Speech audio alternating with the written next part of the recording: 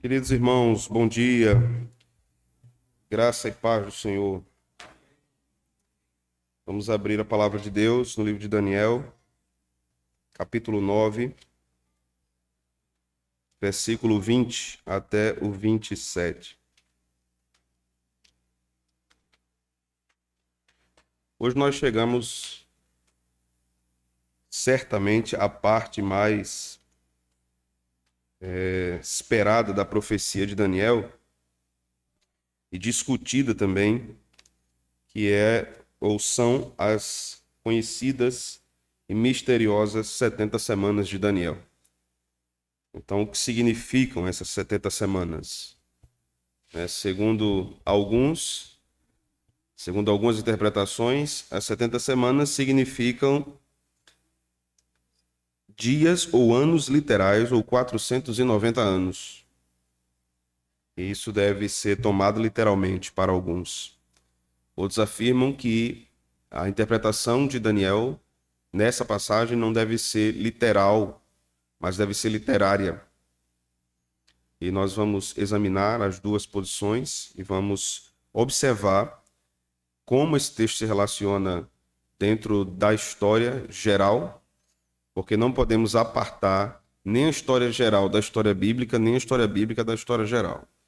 A história é uma só. É a história escrita pela mão do Todo-Poderoso.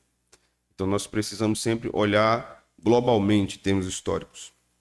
Nós vamos ler do versículo 20 ao 27, a última parte deste capítulo do livro de Daniel.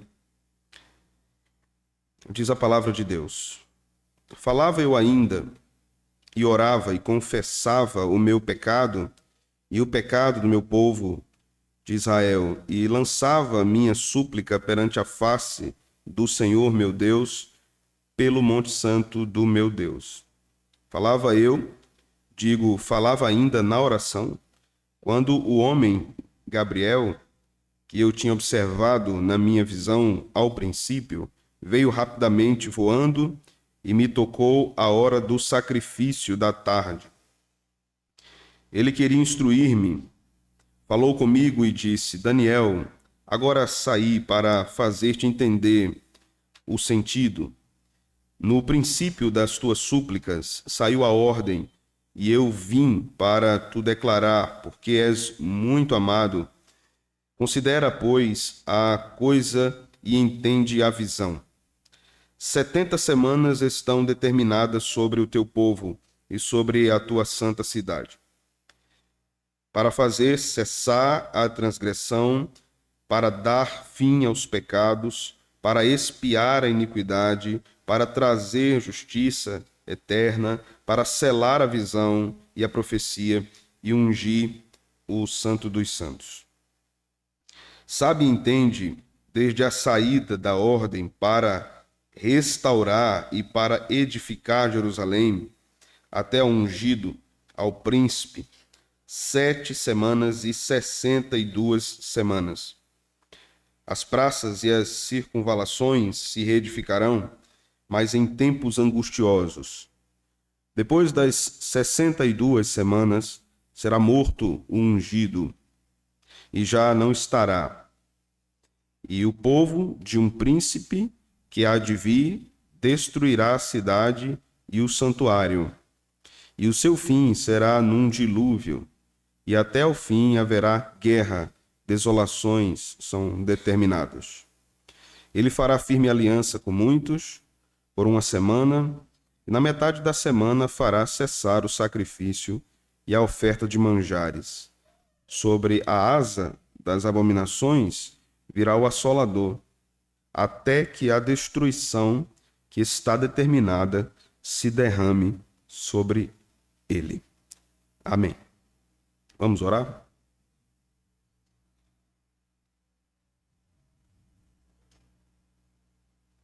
Senhor, obrigado por tua palavra, obrigado por esse texto, obrigado pela gloriosa revelação dada ao profeta Daniel.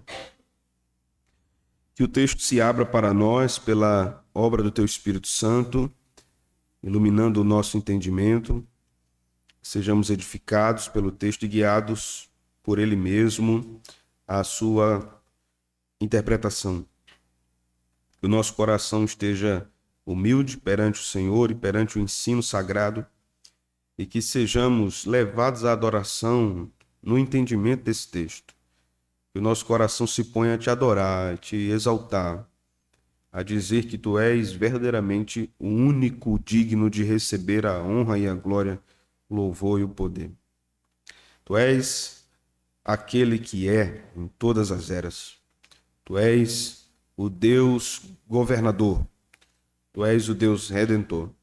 Tu és o Deus salvador. Obrigado por isso, Senhor. Exaltado seja o teu nome. Amém. Meus irmãos, eu tentarei ser muito sucinto nas minhas palavras nesse texto e objetivo para que nós não nos embaracemos e para que as instruções contidas nesse capítulo ou nessa parte do capítulo não sejam para vocês algo obscuro, mas que o texto se abra. Na verdade, essa é a função do pregador. É não atrapalhar Deus de falar com a igreja, né? Essa é a grande missão de quem transmite a palavra de Deus. Então, observemos algumas coisas aqui preliminares, irmãos. Primeiro, nós devemos considerar a importância dos números na profecia bíblica, certo? O número 1, por exemplo, tem uma ligação fortíssima com a própria divindade, o próprio Deus, a unidade de Deus. O número 3 tem uma ligação também fortíssima com a divindade a respeito da Trindade. Quando nós falamos, por exemplo, no número 10, nós falamos de algo inteiro, de algo criado por Deus para cumprir um propósito. Quando nós falamos no número 7, nós estamos falando da obra perfeita das mãos do Deus Todo-Poderoso. Então, o 7 está presente em vários momentos, em vários lugares nas Escrituras. E quando nós observamos, por exemplo, a literatura do livro do Apocalipse, vamos perceber que o livro é repleto de setes. Este é um código presente no livro e que não pode ser ignorado. No capítulo 1, Jesus é mostrado através de 7 atributos, por exemplo, e isso vai se mostrando em vários lugares. 7 espíritos de Deus são mencionados no livro do Apocalipse. Isso não quer dizer que Deus tem 7 espíritos, está falando da perfeição da obra de Deus por meio do seu Espírito. O livro de Apocalipse é dividido em várias seções de 7. Então você tem 7 selos, 7 taças e várias pragas contabilizando números relacionados ao 7. E quando nós lidamos, por exemplo, com o número 6, nós estamos lidando com um número não perfeito. E a Escritura aponta. Estamos lidando com um número relacionado muitas vezes à humanidade. Então, o homem foi criado no 6º dia, por exemplo. Jesus passou 6 horas na cruz. Ele morreu. Então, 6 das 6 horas está relacionada à humanidade de Cristo. Quando nós observamos o número da besta ou do anticristo, seu número é 666. Essa é a ideia do livro do Apocalipse, há uma ênfase no 6. E aquilo é número de homem, como diz a profecia. Então, o número 6 está relacionado a um número não perfeito. O número 7, sempre a perfeição da obra de Deus. E todos os múltiplos de 7 estão relacionados à perfeição da obra de Deus. Múltiplos de 7 também vão aparecer no livro do Apocalipse. Então, quando nós lidamos aqui com 70 semanas, literalmente no hebraico nós temos 70 setes. 70 setes. Isso é muito relevante porque quando nós observamos os capítulos anteriores, Daniel está orando sobre o fim do cativeiro, que durou quanto tempo? Se lembram? 70 anos. Então, 70 anos de cativeiro, agora 70 semanas no capítulo de número 9. Isso está totalmente conectado. Não há nenhum tipo de rompimento do que estava acontecendo antes com o que está acontecendo agora. Então, olhar para as 70 semanas sem olhar para os 70 anos do cativeiro será uma falha na interpretação do texto sagrado. Então, isso deve estar diante dos nossos olhos. Os números aparecem como símbolos. 70 anos de cativeiro. Por quê? exatamente 70, porque é uma obra de Deus com o seu povo, disciplinando o seu povo. É Deus agindo para instruir o seu povo, através desse período estabelecido também de 70 anos. Da mesma forma, nas 70 semanas, Deus está agindo por seu povo. Ali não num contexto de disciplina, mas num contexto redentivo, num contexto salvífico. Isso é muito importante também. Recomendo aos irmãos que depois assistam novamente essa palavra que nós estamos tendo agora de manhã, porque serão muitas informações para que você lembre de todos os detalhes somente a partir do sermão. Se você tiver uma memória fantástica, então você vai lembrar, né? Mas se você for um pobre mortal feito eu, é bom que você assista novamente e vá anotando e percebendo os detalhes. Então, no versículo 20, nós observamos que Daniel está descrevendo que orava ainda e confessava o seu pecado e o do seu povo, como diz o capítulo de número 9, e lançava diante de Deus as suas súplicas perante a face do Senhor. E então, quando ele ainda falava, diz o texto que Gabriel, é chamado aqui de homem, porque ele aparece em forma humana para Daniel, mas Gabriel é um anjo de Deus. Gabriel é aquele que está trazendo informações para Daniel e interpretações para Daniel. Então Gabriel aparece a ele e diz o seguinte, veja só. Na verdade, veja que o texto no versículo 1 está dizendo: quando o homem Gabriel, que eu tinha observado na minha visão ao princípio, veio rapidamente voando e me tocou à hora do sacrifício da tarde. Um detalhe aqui. Daniel menciona a hora do sacrifício da tarde, mas não porque o sacrifício da tarde estava acontecendo. No cativeiro, os judeus não estavam sacrificando. Daniel está fazendo uma referência a um tempo ou ao horário do sacrifício da tarde, porque os judeus tinham em mente ainda todo o seu ritual da sua religião judaica. Então, aquela hora que Gabriel aparece é exatamente a hora da tarde que os judeus faziam o sacrifício. Verso 22. Ele queria instruir-me, falou comigo e disse: Daniel, agora saí para fazer-te entender o sentido da visão, né? No princípio das tuas súplicas saiu a ordem e eu vim para te declarar, porque és muito amado. Considera, pois, essas coisas e entende. Aqui nós precisamos aprender algumas coisas em termos práticos, irmãos. Mais uma vez, que o livro de Daniel nos mostra ou nos instrui várias vezes sobre a importância da oração. E friso aqui o que eu já falei em outros sermões. Muitas vezes os evangélicos têm mania de ficar falando sobre o poder da oração. A oração é fundamental para a vida cristã, mas o poder não está na oração. O poder está no Deus que responde à oração. Qualquer oração só é respondida se Deus agir. Então o poder está em Deus. E a oração não tem o poder de manipular Deus. Tudo que está determinado pelo Altíssimo irá acontecer. A oração fiel e verdadeira deve acomodar-se à vontade divina. Por isso que Jesus nos ensina a orar: seja feita a tua vontade, assim na terra como no céu. Então, se existe algum poder relacionado à oração, é o poder de Deus e não o poder da oração em si mesma. Aqui aprendemos, então, que Deus tem prazer em ouvir as orações dos seus filhos, como teve prazer de ouvir a oração de Daniel. Agora, observe que tipo de oração Daniel estava fazendo: uma oração de confissão, de contrição, não apenas em relação a ele, mas em relação ao seu povo. Aprendemos que Deus está atento às nossas orações, que Deus está ouvindo as nossas orações, e Deus está desejoso de ouvir o seu povo orar, o buscar em oração, e pontualmente confessando os seus pecados. Há muitas coisas que nós estamos enfrentando, ou enfrentamos, ou enfrentaremos, e nos perpetuaremos em sofrimento, porque nós não confessamos os nossos pecados. Porque nós não colocamos eles diante de Deus, porque não suplicamos o perdão de Deus.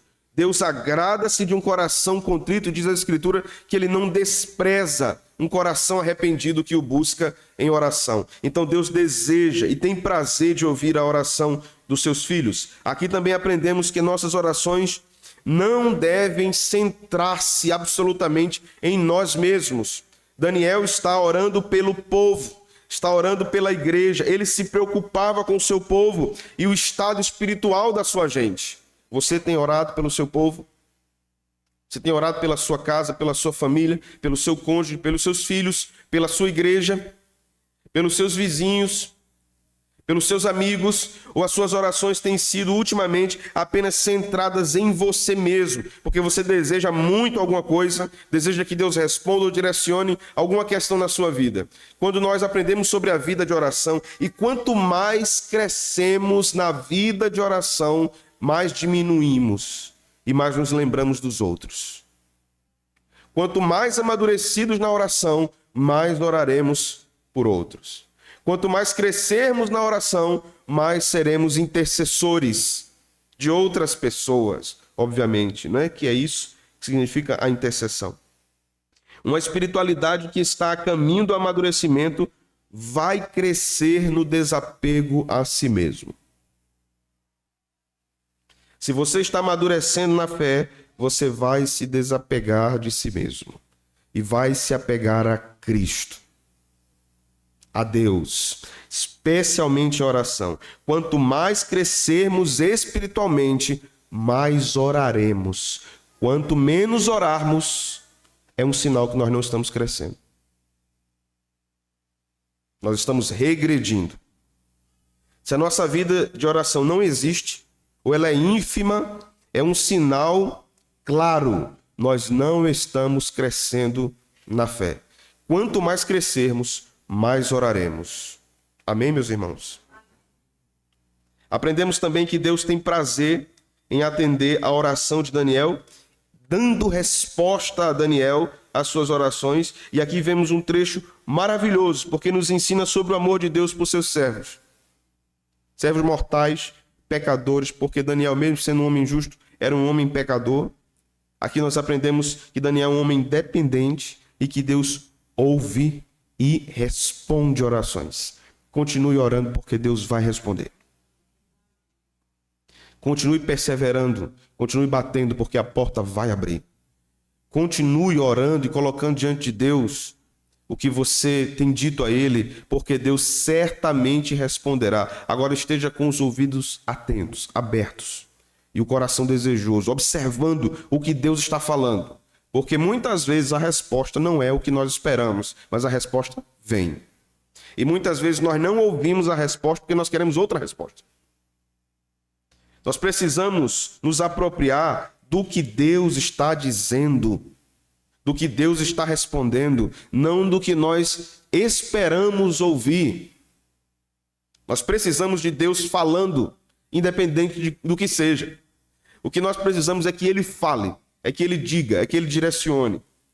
Que o Senhor nos leve a aprofundarmos nossa vida de oração e experimentarmos essa magnífica experiência de vermos Deus respondendo às nossas orações. Você já teve experiências assim? É maravilhoso. Quando nós oramos e vemos Deus respondendo. O senso que um crente piedoso tem não é de que ele é um crente todo-poderoso. Na verdade, quando nós ouvimos, ou quando nós vemos Deus respondendo à oração, cresce em nós um sentimento de impotência. Porque nós observamos que é a Ele que pertence todo o poder. E que por muita misericórdia e muito amor, muita bondade, Ele respondeu. Agora veja, quando Gabriel vem falar com Daniel, ele diz assim: quando você estava orando, saiu um decreto diante do Todo-Poderoso, para que a resposta fosse dada a você. Porque você é muito amado, Daniel. Veja que coisa, irmãos. Um testemunho de Deus em relação a um crente. Você é muito amado. E não é diferente conosco. Jesus nos possibilita isso. Nós somos muito amados. É certo que Deus responderá às nossas orações. Às vezes não imediatamente, como foi com Daniel. Mas é certo que Ele responderá às nossas orações. Agora vamos para o versículo 24.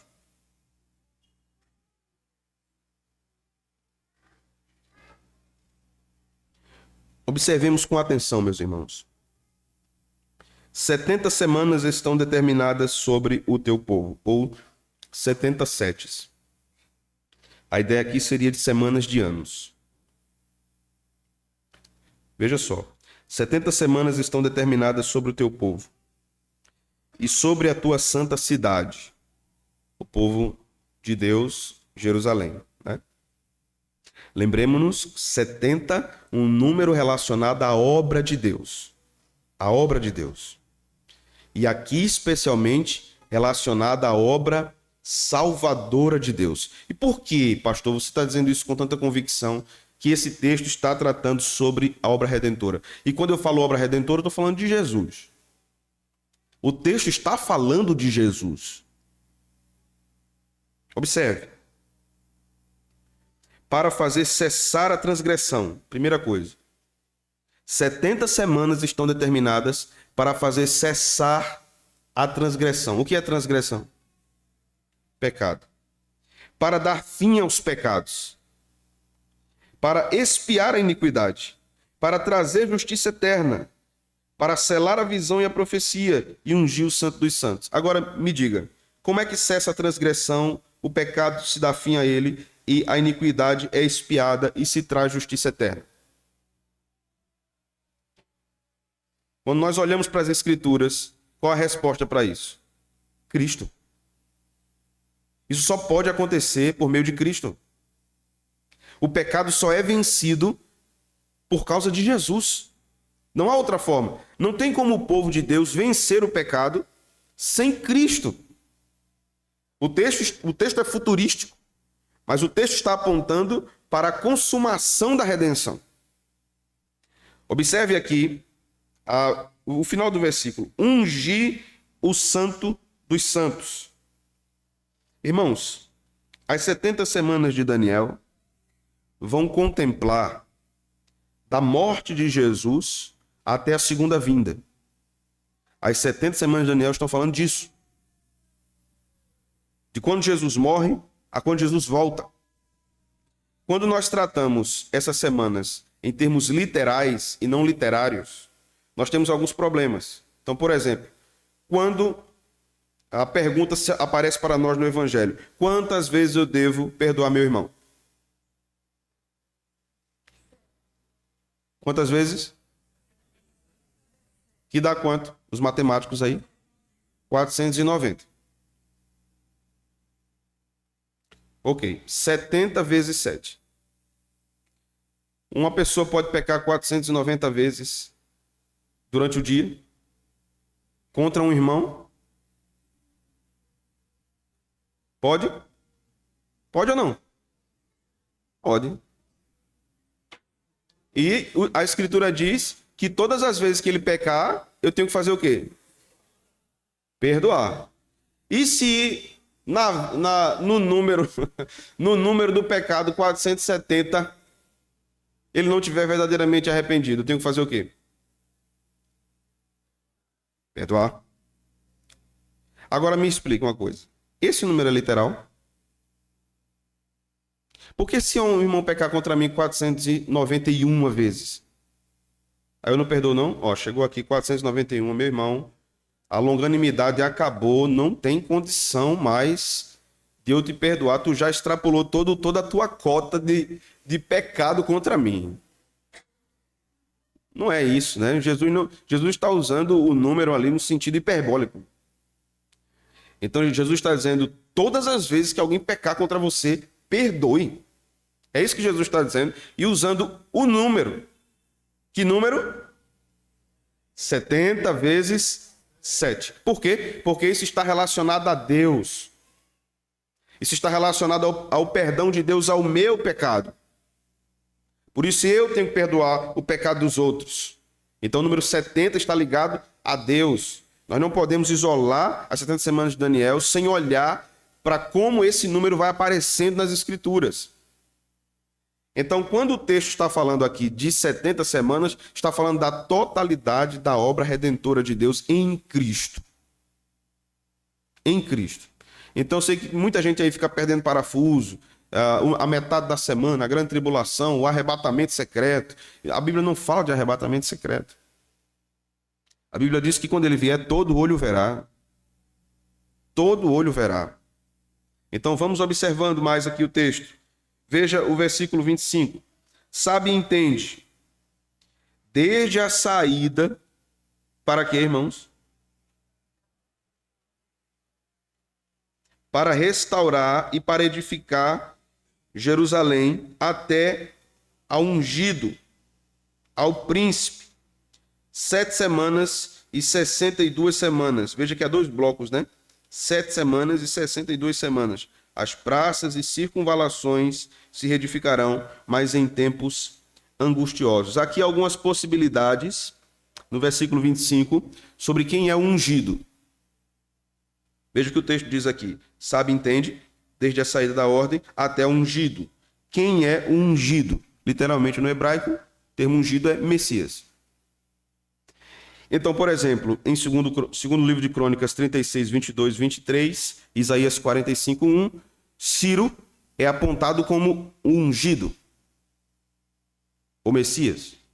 Então, isso poderia ser uma referência a Ciro, sabe, entende, desde a saída da ordem para edificar Jerusalém, isso acontece com Ciro. A segunda possibilidade é Josué, sumo sacerdote, na época da reconstrução do templo. Então, um sacerdote também era ungido. O sacerdote, o rei e o profeta recebiam a unção no Antigo Testamento, no rito de capacitação divina para eles. E, por fim, Zorobabel, que liderou a construção do segundo templo, também pode ser apontado como ungido. E aí nós entramos num detalhe da profecia. Uma profecia pode ter múltiplos cumprimentos. Não apenas um cumprimento, mas múltiplos cumprimentos. A profecia também pode estar falando dos 3, ou de um deles, mas está certamente apontando para a restauração do povo de Deus em Jerusalém, está apontando aqui para uma reedificação, mas com muita dificuldade. Quando nós observamos, por exemplo, a reedificação de Jerusalém no livro de Neemias, no livro de Esdras, nós vamos perceber a grande dificuldade que o povo de Deus enfrentou ali para a reconstrução. Então estamos lidando aqui com fatos históricos, não futurísticos, mas históricos no próprio Antigo Testamento. Claro que Daniel está ainda atrás do cumprimento disso, mas já está muito perto do cumprimento disso. Devemos observar que é possível, então, que isso esteja falando de um triplo cumprimento. E devemos ter humildade para reconhecermos que há questões na profecia que nós não conseguimos bater o martelo. É isso absolutamente. Precisamos considerar as possibilidades.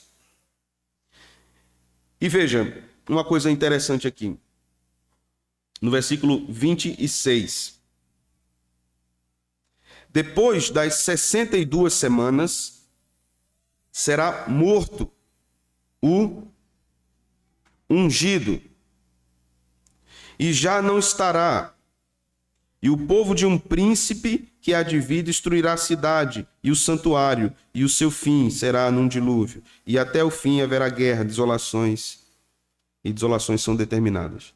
O ungido do versículo 26 é Cristo. Depois das 62 semanas, o ungido será morto. Está falando da morte de Cristo. Isso tem total ligação com o versículo 24. Veja, volte seus olhos para lá. 70 semanas estão determinadas sobre o teu povo, sobre a santa cidade, para fazer cessar a transgressão, para dar fim aos pecados, para expiar a iniquidade e trazer justiça eterna. Isso está ligado à morte de Cristo. O ungido será morto. Depois diz que um príncipe destruirá a cidade e o santuário. Que cidade? Jerusalém. Que santuário? O templo. Anos 70, Tito destrói a cidade, destrói o templo. E quando Jesus menciona esse texto, ele está fazendo uma referência à destruição do templo. Vamos para o Novo Testamento, Mateus 24, 15 e 16.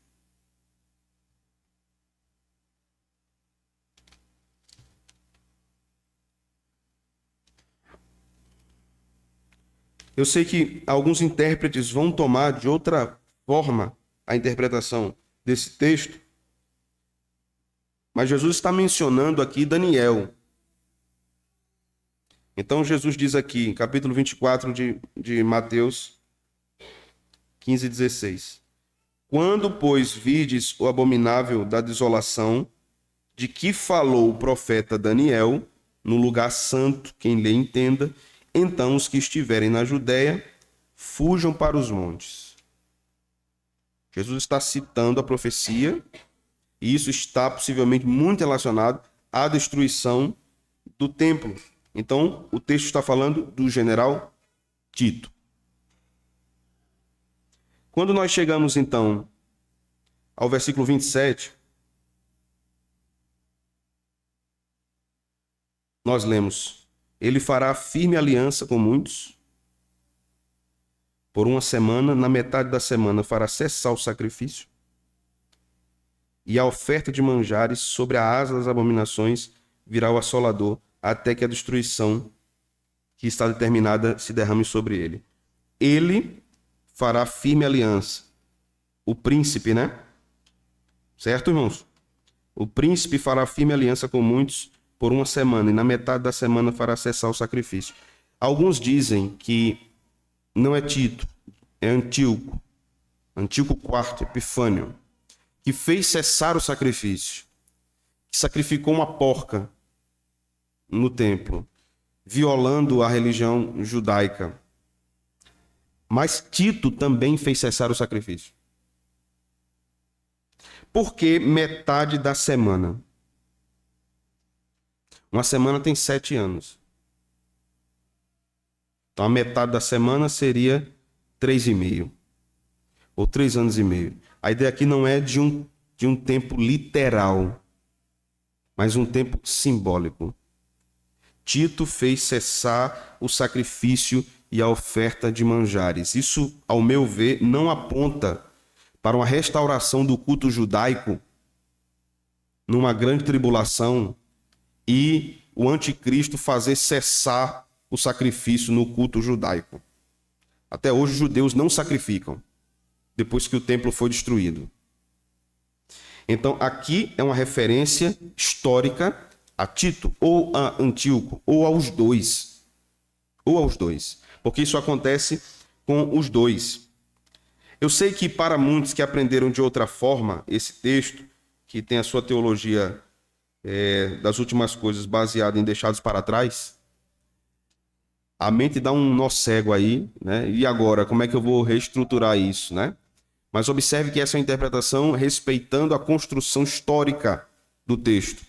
A construção histórica, mas que tem a ver também com a volta de Jesus, porque o texto continua dizendo aqui: virá o assolador até que a destruição que está determinada se derrame sobre nós. A referência a assolador aqui pode ser uma referência ao anticristo.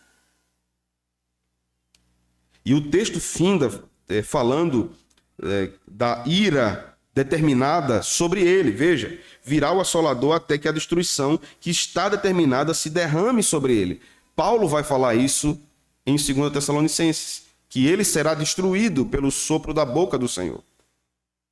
E isso vai acontecer na vinda de Jesus. Então, sim, o texto está tratando da segunda vinda de Jesus, mas está tratando da morte até a segunda vinda. Deixa eu fazer algumas aplicações finais aqui, meus irmãos. Essa porção pode parecer complexa, mas precisa ser refletida por nós. É uma interpretação possível, lógica e harmonizada com a história do povo de Deus e com o que Deus está fazendo na história e com o que o livro de Daniel está apontando. Se lembre de vários pontos nas exposições passadas. A grande pedra cortada sem mãos humanas que destrói os impérios. Como Cristo é mostrado em Daniel várias vezes, todos os sermões de Daniel, nós vimos isso. Cristo vai sendo mostrado, vai sendo apontado, vai sendo registrado no livro de Daniel. O Filho do Homem é mostrado e nós vimos ali que é Jesus. Então nós não podemos desconectar isso desse fundamento cristocêntrico que Daniel está apontando. Então isso está em coerência com a construção teológica do próprio livro. Aprendemos que Cristo veio e morreu por nossos pecados e os planos de Deus para a consumação de todas as coisas está traçado e será cumprido. Tudo será cumprido. tudo que Deus disse ocorrerá inevitavelmente, porque foi determinado pelo Altíssimo. E então, irmãos, isso deve ser esperança para nós. Nada está perdido. Tudo está sob a regência do Deus Todo-Poderoso. Nosso coração, então, deve pulsar de alegria diante da verdade que Deus, o Deus Redentor, governa toda a história e tudo está debaixo do seu decreto. Então, por que você teme? Por que você tem medo do futuro? Por que você tem medo do amanhã? O seu Deus tem todas as coisas na palma da sua mão. Que o Senhor nos abençoe.